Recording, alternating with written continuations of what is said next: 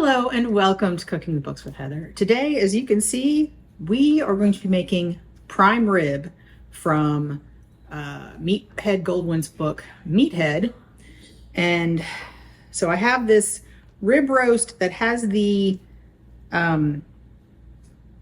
already been, it says boned and tied, but he prefers to not cook it on the bone. I think the bones have been cut off and then attached with the ties. So we're just gonna untie this. This is weird, sort of extra,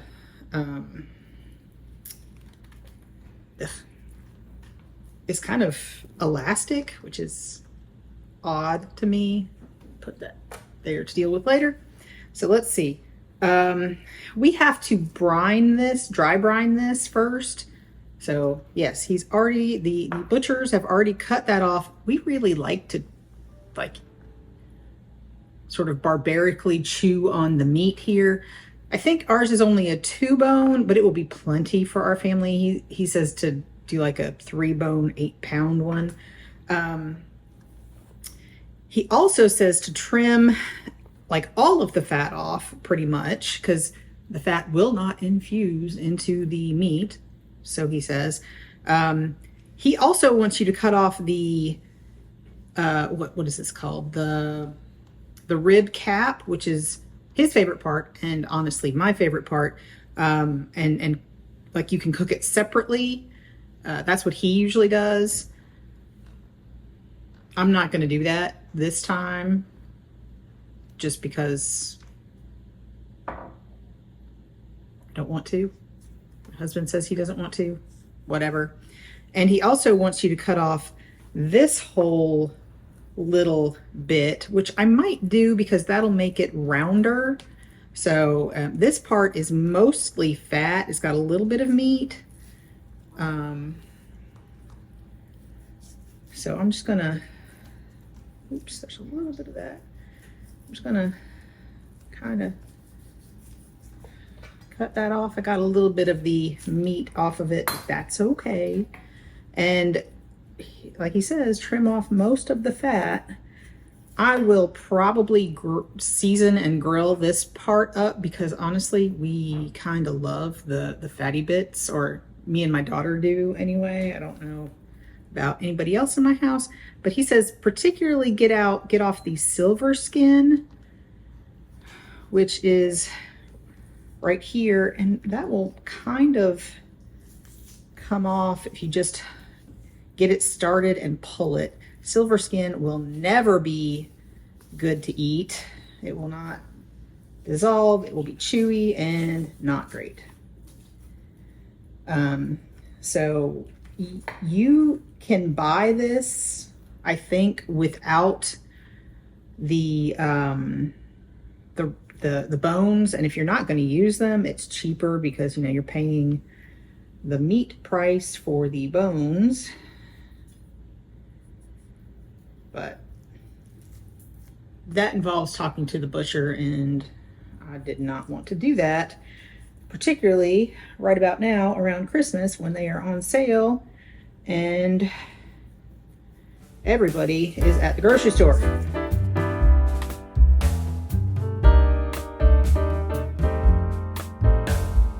I'm not going to bother with this little bit of fat over here or this bit of fat right there. But the next thing we have to do is to tie this to make it as sort of round as possible. And I've looked up some videos on this. I will link the ones that I watched below because I am not great at it, but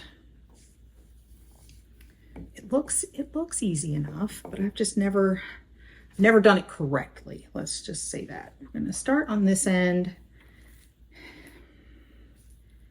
and get,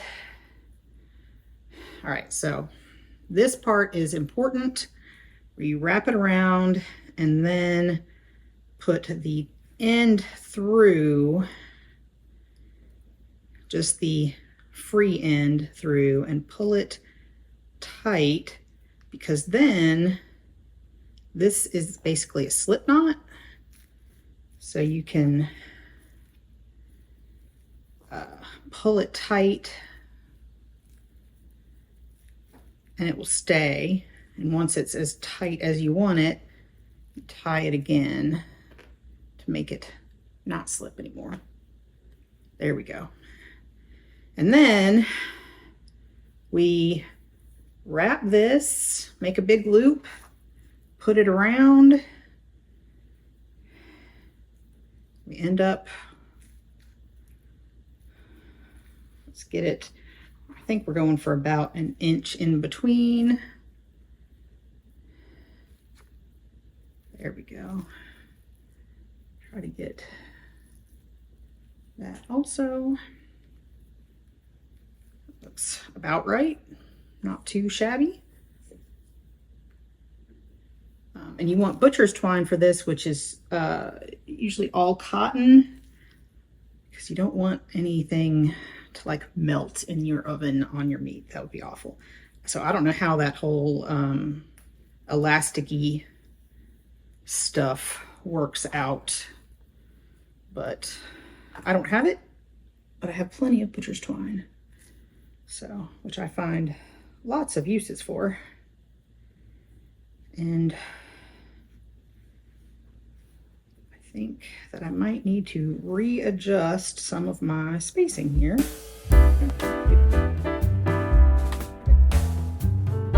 Wrapping it like this and making it as circular as can be will help it to cook more evenly. So you can get a good medium rare, which is what we like, more all the way through. All right, so now we need to cut this. We need to get it at least enough to go all the way around the meat. And then you put it on the back side and feed it under, and then under again. I think that's how you do it, to sort of keep those where they're supposed to be.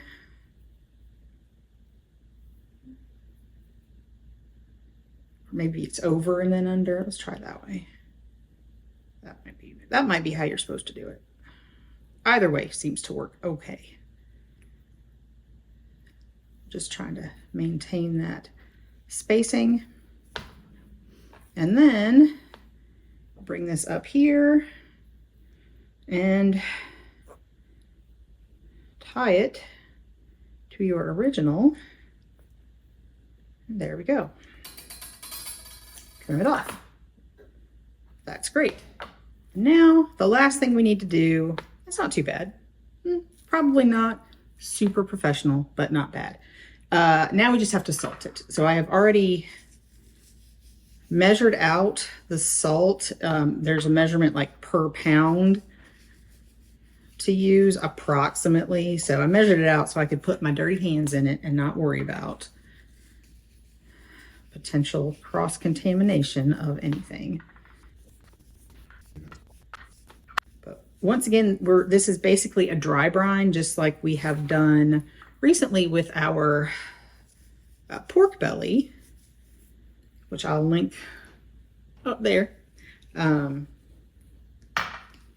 So this will help get the salt sort of into the meat and draw out some moisture from the meat. And so it'll be nicely seasoned all the way through rather than just on the surface, because we're going to let this sit in the refrigerator for 24 to 48 hours. So what I'm going to do is put this in a bag, put it in the refrigerator, and we'll see you back here, I think tomorrow. Definitely tomorrow, because otherwise it'll be way too long. So we're going to cook this tomorrow, and we'll show you how we do that in just a second. Our prime rib has been in the refrigerator, salted for, I don't know, 28-ish hours at this point. We're supposed to do this an hour or two before cooking. I don't know that we will be able to wait that long. Our grill is currently heating, I believe, to 225. If you have a grill, you should set it up for 2-zone cooking and get the indirect zone at 225. We are going to use our pellet smoker because that just makes it so easy. He says that you shouldn't overdo the smoke. It's just so much easier to use the pellet smoker, and we don't mind the smokiness on our prime rib. So we're going to do that. If we absolutely have to, we can pull it off after a couple hours and put it in the oven, but I do want to use my oven for a side dish, and it has to cook at over 225 and takes like an hour and a half. So we'll see how long this takes. There is no indication of exactly how long this is going to take. We have a digital instant read we can put in, and which is what we will do. And we'll pull it when it reaches the temperature he says. But if you do not have that, you need to check it every 30 minutes at first and more often as the roasting progresses. So there's no real indication of how long this should take. But we're supposed to pat water on this. So I'm going to try with a wet, dirty hand and a dry hand for the rub. So I'm going to go try to only get this hand wet and pat some cold water on it to help the rub stick. Okay. So just a little water. And now he says about 1 teaspoon of Mrs. O'Leary's cow crust, which we have made, and I think we'll have a short up here for you. So he says about a teaspoon per 8 square inches of meat. So I'm not going to measure it. I'm just going to put it on there pretty liberally on all of the sides.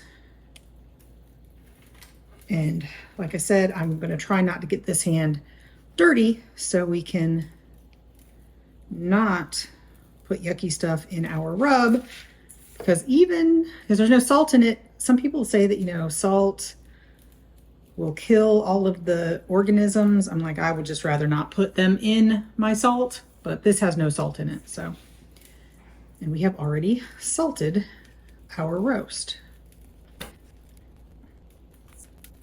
All right, I'm gonna call that good, I guess. Maybe a little bit more here on top, but there we go. And then we're gonna just let this sit out at room temperature until we are ready. He says it should be at least an hour or two. It'll be fine. It'll probably be about maybe half an hour or so, maybe, before we're ready to cook. So we will see you out at the grill as soon as it's ready. Our smoker is at 225-ish, and we've put a temperature gauge in the middle, so we're gonna monitor that. We're gonna pull it at, I think, between 115 and 120 is what he says. It won't be medium rare at that point, but then we'll continue cooking.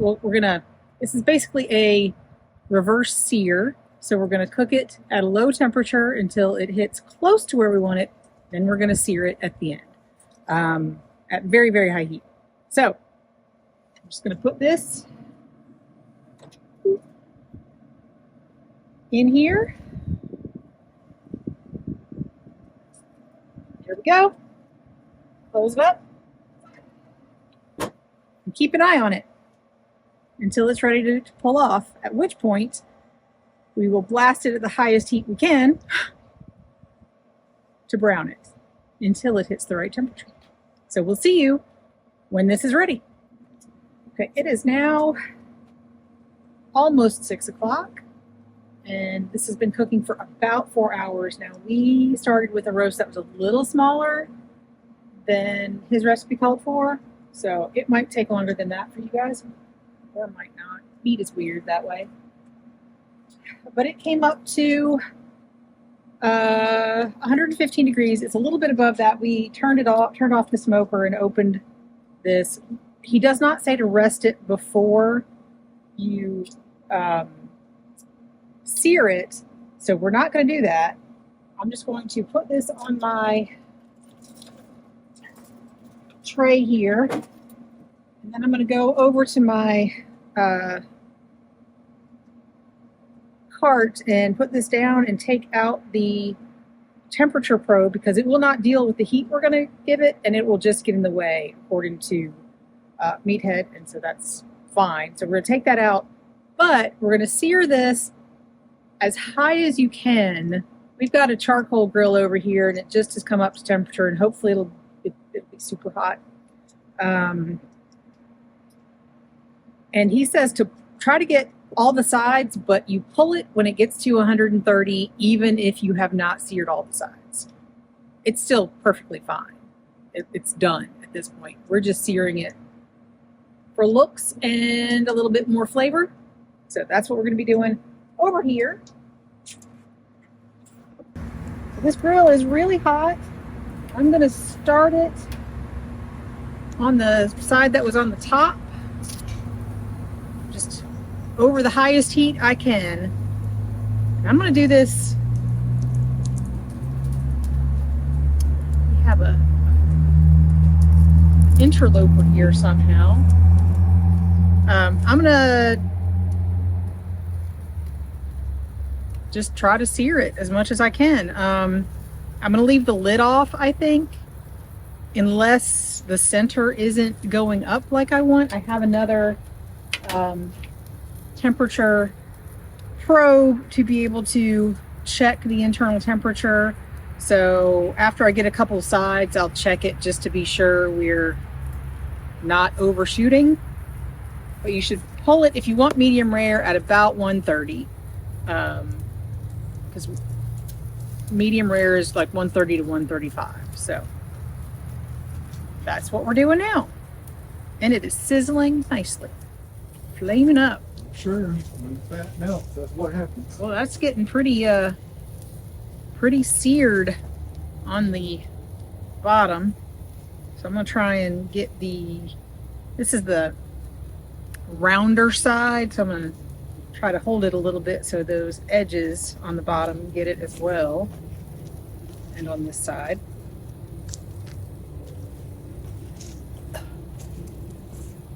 A little smoky, and it's coming right at me. Sounds like your husband. Yeah. But hey, this is keeping me warm. It's kind of cold out here tonight. We were going to use the propane side burner that we have, but realized we did not have enough propane to do that. So this will get us a much higher heat anyway.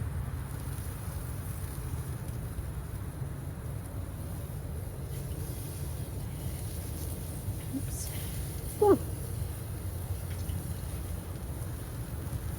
This is really hot. It is not taking long to really sear this outside. I'm glad I've got these long tongs because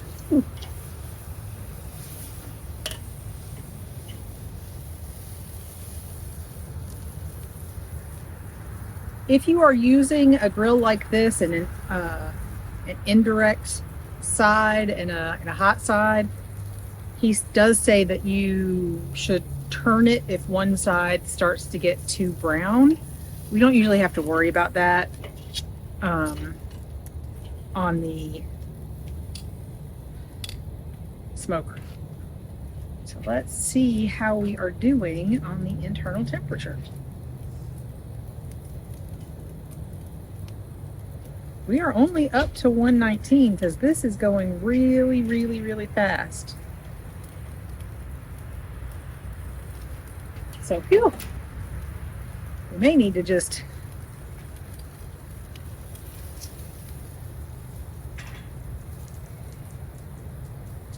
I don't know. I think I might need to. I'm gonna put the lid on and let it cook a little bit better. Okay, so it's pretty well seared. My grill guy gave me a less hot zone. And we still need about 10 more degrees. So we're gonna let it go for just a little while like that.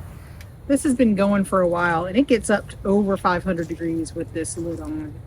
Last I checked, it was at about 126, 127. I think we're going to go with that. It's going to continue to carry over a little bit, especially with as hot as the outside is. So let me check one last time. Well, that says 123, but I'm not sure that's really in the meat. That says about 130. So we're gonna go with it. So we're gonna take it up. We're gonna take it inside, and we'll see you inside to carve it up, because we're supposed to do that immediately. He does say that you can do this getting it a deep dark brown color under your broiler, but we went ahead and did it on a charcoal grill. So first we are going to pull off the ties. There we go. And we're supposed to put our slices and any juices onto a platter. I'm just going to use this pan that I used to bring the roast in on, because it is relatively clean. Now, I don't have any boards where this little channel on it does much of anything, but it almost always ends up overflowing. We're going to try to get as much of the juice on our platter as we can, but we are supposed to cut this into like 1/4 to 1/2 inch slices, and I'm not very good at this, but I'm going to do what I can. And we're supposed to do it immediately so it does not carry over to overdone.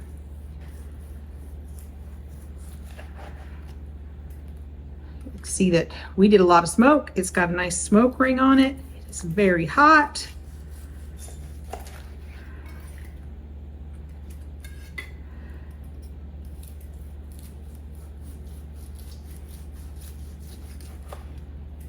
I'm cutting it relatively thin just because I know that this is a lot of meat, and my family does not generally eat a huge steak.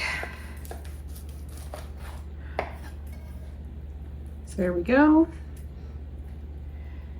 I'm gonna cut at least one more slice. I think that looks really good. And I'm gonna try to tip the juices onto the meat. And I'm gonna leave this like this. That'll help hold in some of the heat, and I don't know. If we need more, we can always cut it later. I think it'll be fine. But that's it. That's our prime rib. So we're gonna eat dinner. What? Oh, let's see. Yeah, let's show you what it looks like. This is the cut side. You can see some of the herbs and stuff that were in the juices, but I think that looks good to me. That looks like a good medium rare to me. So I think we did a good thing pulling it when we did. And as he says, yes, this the cap did get a little overdone. It is still delicious. I don't really care. So yeah, we're gonna eat, and we'll let you know what we think in just a second.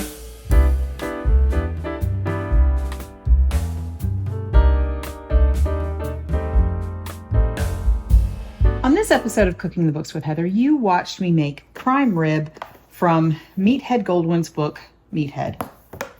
And so in this, we used Mrs. O'Leary's cow crust, which is supposed to be a short and will be linked either somewhere here or up here. I probably have linked it before this, so it will definitely be all over the place for you to be able to get there. And so we made this a while ago, so it's hard for me to remember, but I think it worked out pretty well. It ended up with a little bit extra around the edges, extra brownness. And I pulled it a little early, as I recall, and then had to cook it. I should have watched my own videos back, but I didn't. But I cooked it really, really hot on our charcoal grill, and it got pretty charred before it came up to the temperature that it should have been. I think it's supposed to go about 10 degrees. So I think somewhere in there, I made a bit of a mistake, either pulling it too early or cooking it too high for the sear at the end. So, but that said, it was really delicious. It was a relatively easy hands-off way to do prime rib. I'm not sure I would want to ever pull the rib cap off. The rib cap on the roast we used on this one was kind of small, and I really didn't feel like messing with it. It's also my favorite part. I may try that. I've got one in the freezer that has not been trimmed or prepared nearly as much as this one was. So this one already had the bones cut off and most of the fat trimmed, and really there wasn't a whole lot for me to do. I did learn how to tie the meat correctly with twine, which I don't think I've ever done quite right before. So that was a good skill to learn. I'll remember to link the video that I used down below, as well as when I was actually doing the tying, because I didn't know how to do that. That was a skill I had to learn. So if you need to learn it, I would suggest probably not just learning from me, but going and watching that one and then see how I do it and let me know what you think. Anyway, so we enjoyed it. I liked the cow crust. It was not too bad. It did take the dry brine, so it takes a little extra time. And then it takes quite a while to cook at the low temperature, but that is the best way really to get medium rare sort of all the way through. He does say, if your guests don't want medium rare, there's an end piece on both sides. You can make sure those get cooked higher at a higher temperature. The people who don't want medium rare can get those because they will be browner. He says they'll be 10 to 20 degrees warmer. They definitely will be closer. If you have more people who don't want medium rare, you can always either cook two roasts, one to a higher temperature, or you can also cut a hunk off when you think it's all done and then throw it back on your grill where you have done your searing and just finish it kind of like a ribeye steak to the degree of doneness your guests prefer, or that you prefer, because it's okay. You eat your meat the way you like it. I like it medium rare. You can eat it how you like it. Anyway, if you've enjoyed watching me make this, please give me a thumbs up, hit the subscribe button, leave me a comment and let me know what you thought, and share this with your friends and come back and watch me make something else next week.